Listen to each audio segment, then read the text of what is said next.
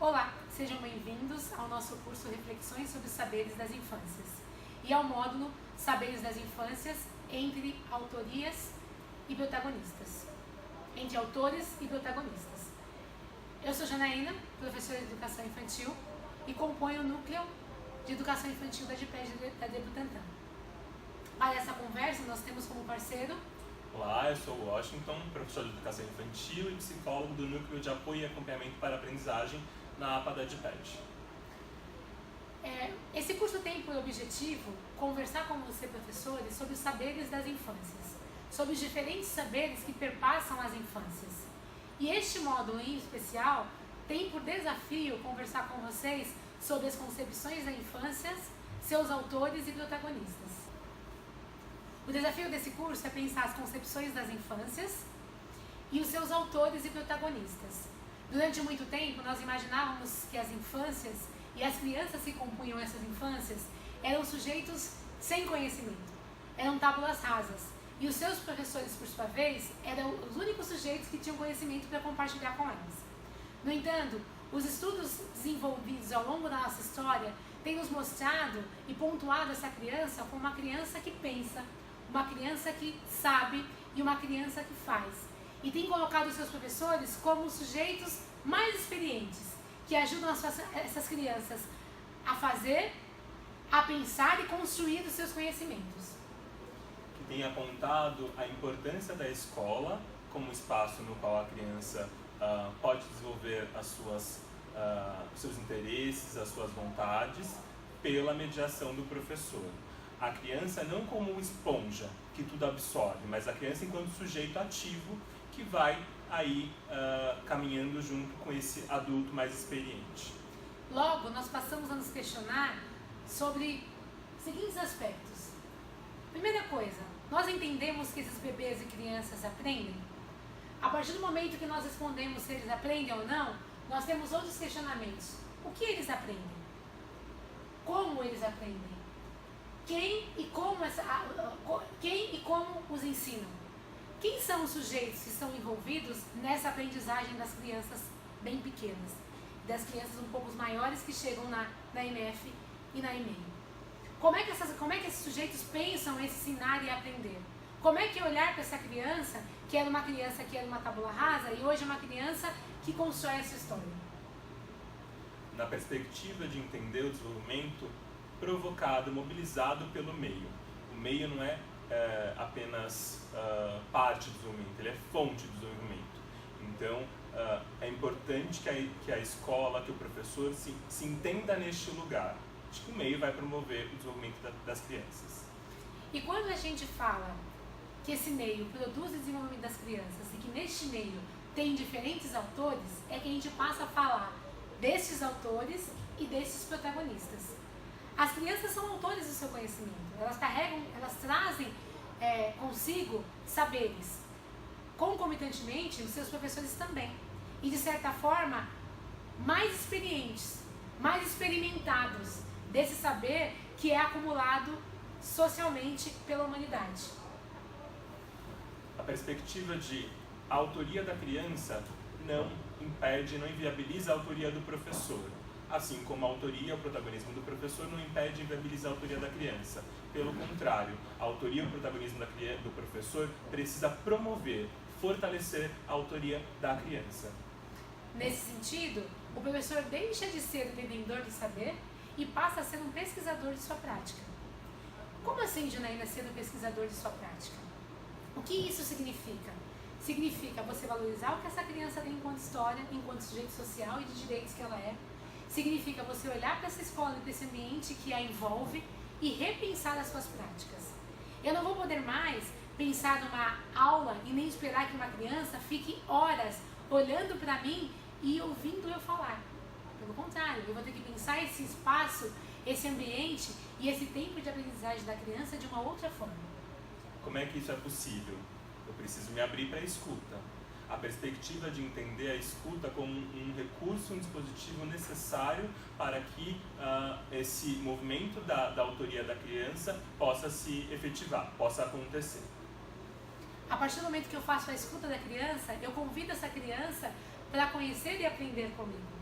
eu valorizo os conhecimentos que essa criança tem. E é o que a gente tem chamado de pedagogia em participação. Porque pensar na pedagogia em participação é diferente de pensar pedagogia e participação. Não é assim, eu penso que essa criança tem interesse sobre isso, eu vou valorizar esse aspecto dessa criança.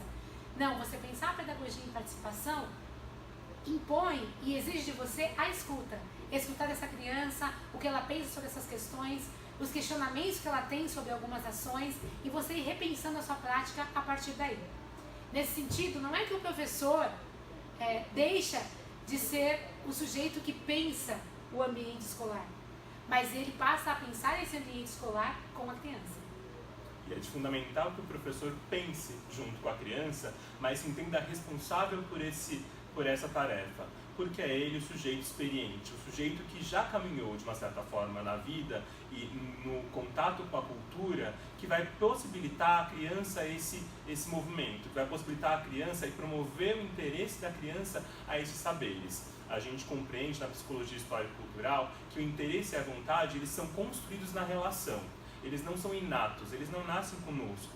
Eles são produzidos a partir de um sujeito que nos provoca, que nos mobiliza a entrar em contato com o saber, com uma experiência, que organiza o espaço para que eu possa, então, me voltar para este conhecimento, para esta aprendizagem.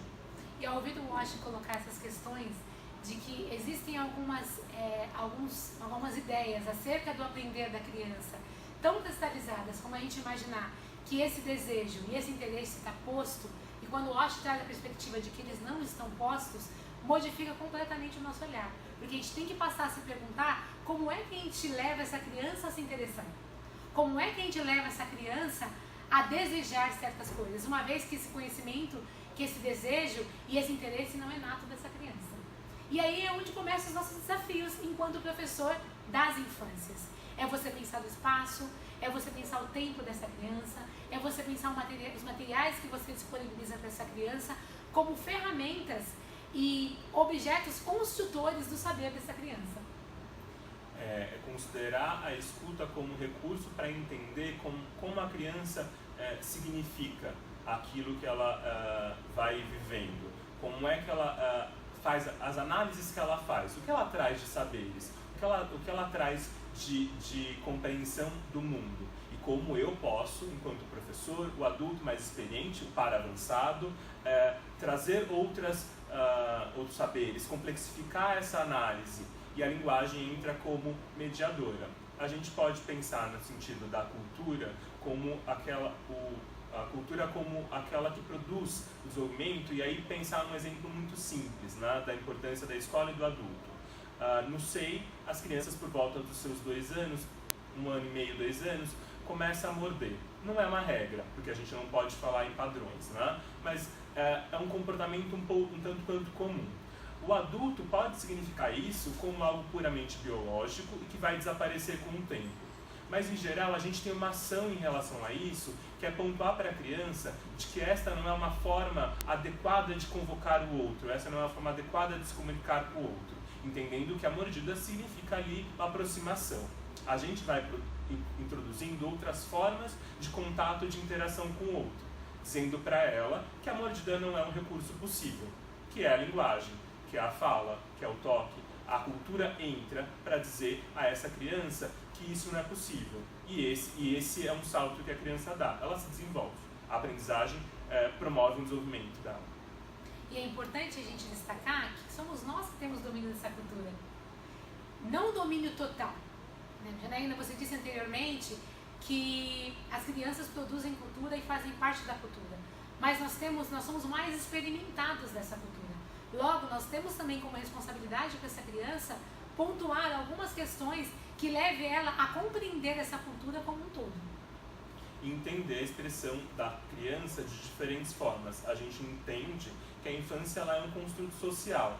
Logo, ela se modifica ao longo dos anos. A nossa interpretação, o sentido que damos à infância vai se modificando ao longo dos anos, assim como se modifica nos diferentes territórios, nos diferentes espaços sociais. Então, a gente entende que É preciso compreender e pesquisar que expressões são essas que as crianças apresentam. Não é uma infância única, há infâncias. A nossa infância não é a infância dos nossos alunos, das nossas crianças. A nossa infância não é a infância das crianças a qual nós nos relacionamos.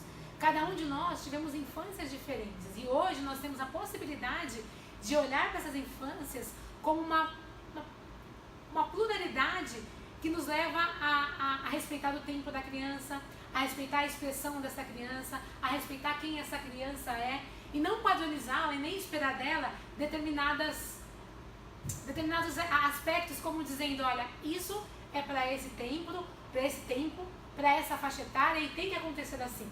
Não há uma medida, não há um modelo, há uma expressão da infância. E há desejos, na verdade, direitos que a gente entende que são necessários serem garantidos. E isso sim a gente entende que é padrão, é único. A gente precisa garantir à criança o quê? Contato com diferentes formas de expressão, contato com diferentes recursos, com diferentes materiais, experiências diversas. A gente entende que isso é preciso garantir.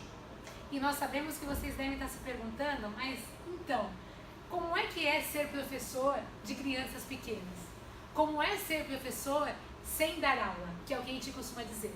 Porque se a gente pensar que a gente trabalha com as crianças da educação infantil e nós desejamos que essa infância perpasse o ensino fundamental, de certa forma, porque nós temos a garantia de que dos 10 aos 12 anos, isso é infância. Se a gente tem essa perspectiva de que essa criança, de que há um olhar diferente sobre essas infâncias, como é que a gente lida com esse ser professor de crianças e muitas vezes de bebê, que é o que o SEI nos coloca como desafio? Como é que a gente repensa essa nossa prática? Como é que a gente melhora esse nosso olhar, a gente refina esse nosso olhar para entender o que essa criança, como é que essa criança se relaciona com a gente, como é que essa criança se relaciona com o meio ao qual ela está inserida e como é que tudo isso desenvolve o saber dessa criança. Talvez como é que a gente é professor diferente do referencial que tivemos enquanto estudantes, enquanto alunos. Como é ser professor estando longe de um referencial que é talvez mais tradicional no sentido do habitual, lousa e carteiras. Tradicional no sentido de esperar um aluno padrão, uma criança padrão.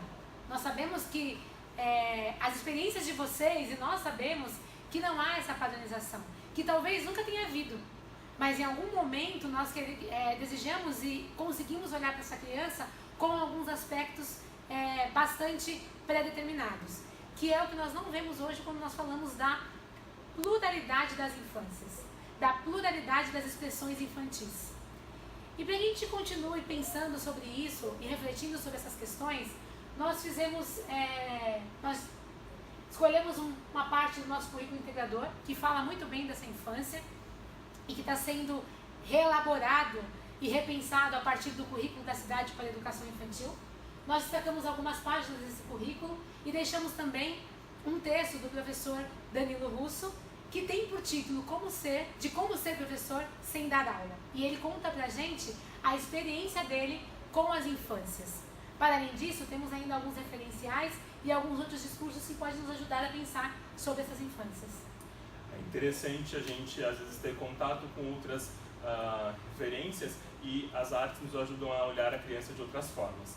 Para isso, a gente deixa como indicação de lazer e também de estudo a invenção da infância, o começo da vida, Tarja Branca e Ser e Ter.